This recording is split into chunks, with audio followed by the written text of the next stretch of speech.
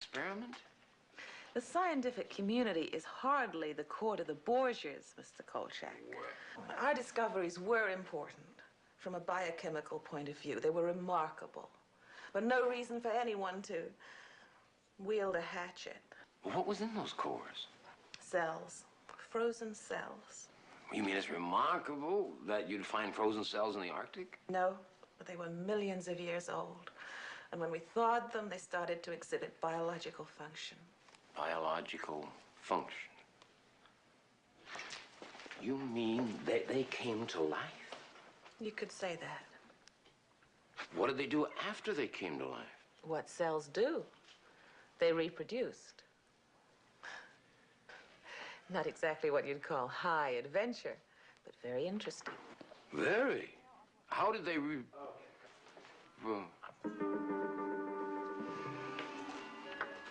Berwick, would you and John come in here for a moment, please?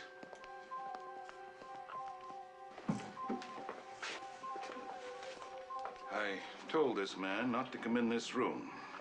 And here he is. Hi, fellas.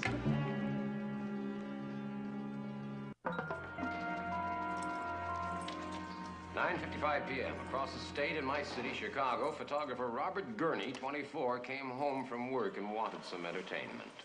Gurney felt that what the media gave him was too unrealistic to be entertaining. He often said that even he could do better. He did.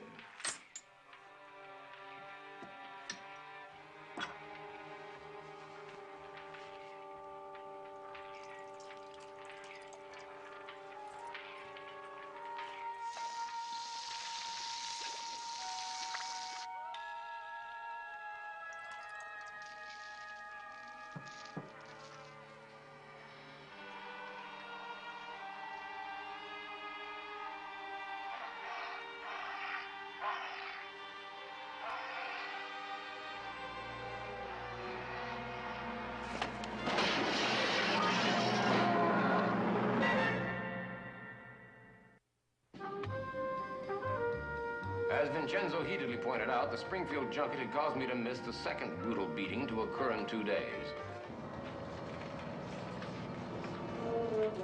Tony had been forced to send in someone from the Bush Leagues. Okay, Ron, hit the showers. The first string's here. It's all over. The police shot the killer, took him away in an ambulance just before you got here. Dead, huh? Well, you might say he'd done his last dance around the flagpole. Well, you might say that, but I wouldn't. Okay, officer, can you give me the names? You're trying to be cute. No, do I look cute? Just give me the names and what instrument they used to commit the beating with. Beating? Look, Jack, I saw it. Poor victim had his leg almost torn off. His leg torn off? What was his name? Robert Gurney, 24. Did he work for OIO? No, he worked for Macy's Wedding Portraits. He was a photographer. What about the killer? Did he work for OIO? Friend, the killer was a gorilla. A... That's right. I don't know that much about wildlife, but that's what it was. A gorilla. Or some kind of big ape. A gorilla? Goodbye, Carl. Don't take any wooden bananas.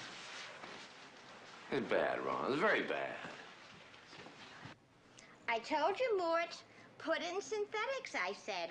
Oh, no, says Mr. Conrad Hilton. I'm renting quality rooms.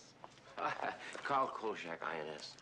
Oh, well, we live right down the hall from poor Mr. Gurney. And, but for the grace of God, it could have been me whose window that thing broke into. Me who could have been killed. Well, did either one of you see the gorilla? The gorilla? Oh, well, Mort was taking his sitz bath. Sits back. And I heard this terrible ruckus, and I called the police. When they got here, they went to Mr. Gurney's room, and I heard a scream, and I heard a shoot. And, oh, I was just terrified. I only saw it for maybe half a second. The gorilla? Well, I don't know. Maybe, but... Well, what do you mean, maybe, but? Well, I've seen gorillas on the Marlin Perkins show. This was like that, but it was kind of like a man.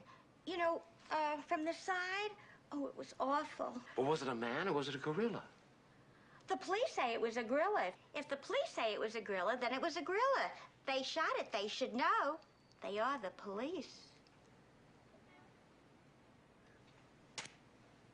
Yeah.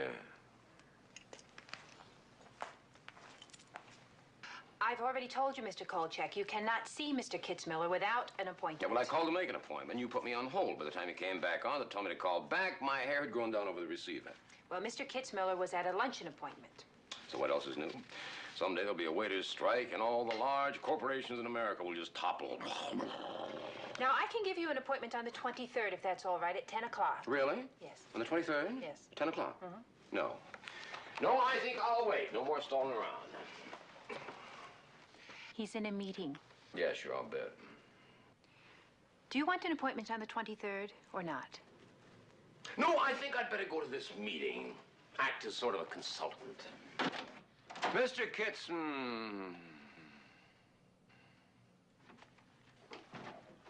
Mr. Kitzmiller's in the men's room, right? The meeting is in a restaurant. Sure. Thank you. Good afternoon, Mr. Kitzmiller's office. Oh, Dr. Arscott. Oh, I'm very sorry to hear that. We did send someone out to the airport to meet you. Oh, could you hold on one moment, please? Good afternoon, Mr. Kitzmiller's office. Well, he's not here at the moment now, Bernice. Oh, when did this happen? Uh-huh. Well, he's with your boss now. You can reach him there. Yes, thank you. Bye. Dr. Arscott, I'm sorry. It's really quite difficult for me to talk now. I'll have Mr. Kitzmiller call you. Thank you. So, who's Dr. Arscott, huh? Some bigwig supposed to come into our city and save our fair town? Whew. I'm very sorry. I don't know what you're talking about. And I don't know where you get the idea that Mr. Kitzmiller has something to hide. It is simply that he is very busy. He is a vice president, you realize. Yes, well, that's what bothers me. You see, some of our biggest headaches have come from vice presidents.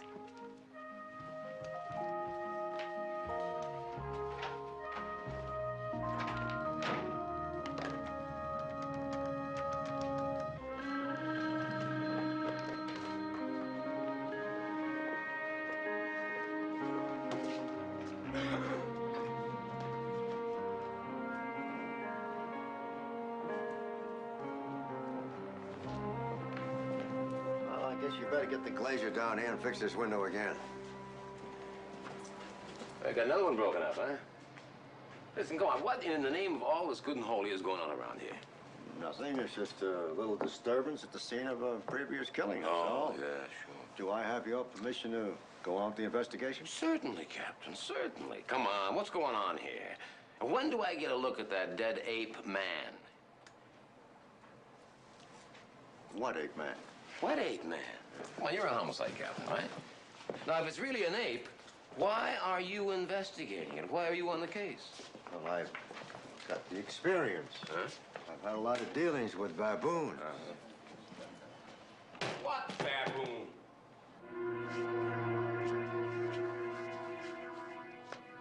November 10th, 10:25 p.m. on Grinnell Avenue, near what used to be the old Chicago Stadium, truck driver William Pratt was angry enough to burn his brake lining. He had seniority, and he wasn't supposed to work the night shift, but his boss had thrown seniority out the window. Pratt's head was filled with thoughts of revenge.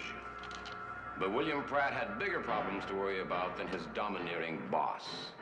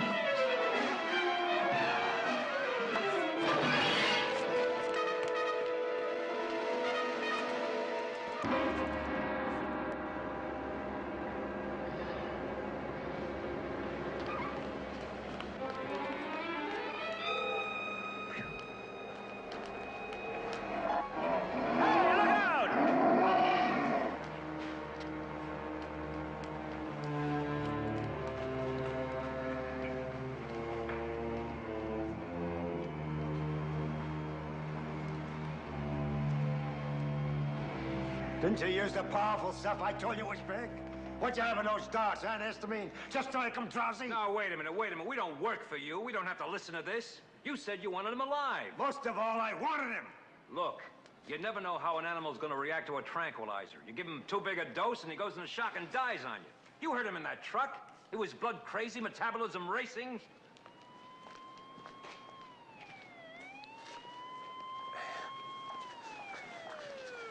Did he call the animal by name? I mean, did he mention what kind of an animal it was? No, you know those guys, they just squawk into a radio and then they complain afterwards when everything doesn't turn out all right. You know, we fired 6 tranquilizer darts into that thing. No That's kidding. a pretty big dose. Yeah. Didn't even phase it. No kidding. What kind of an animal do you think it is? I don't know. It was too dark. I don't know who you are, but you know, I think you're a little crazy shooting off a flash bulb in that thing's face like that. You could have been mangled. Yeah, but I wasn't.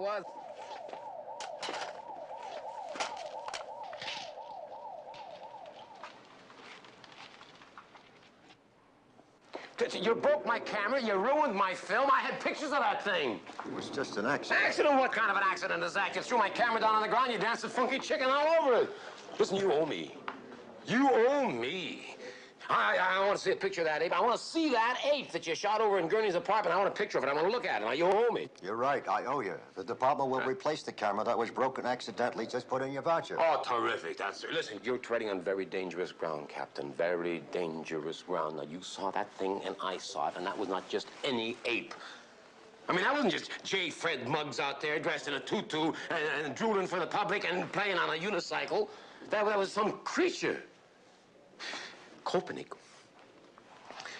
has been working on some strange new strain of cell that they discovered up in the Arctic. Is that right? Yeah, that's right.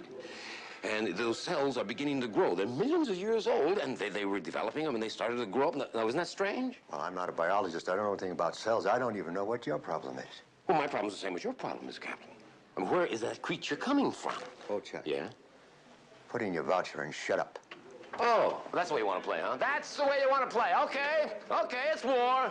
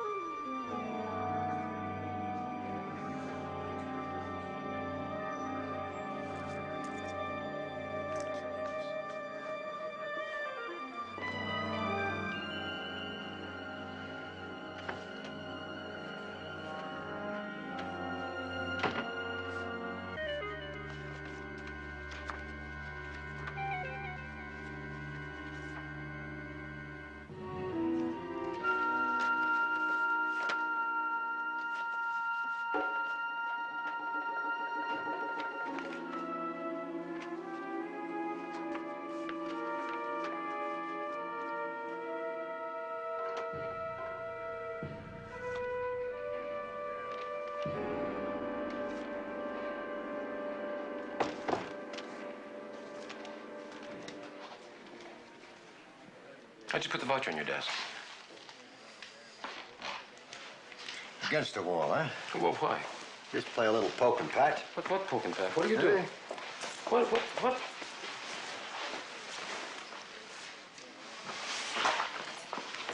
Well, thank you very much. I'll expect payment immediately. And thank you for the humiliation you just put me through.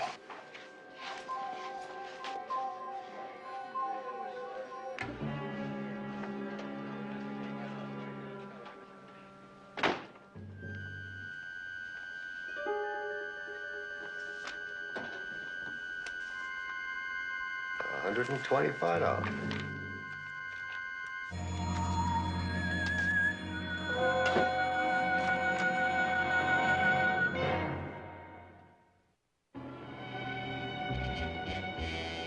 It was startling. The cells were frozen, dead to all appearances. But when we thawed them, they not only exhibited life, they reproduced. Reproduced? That's right. And they stayed unicellular.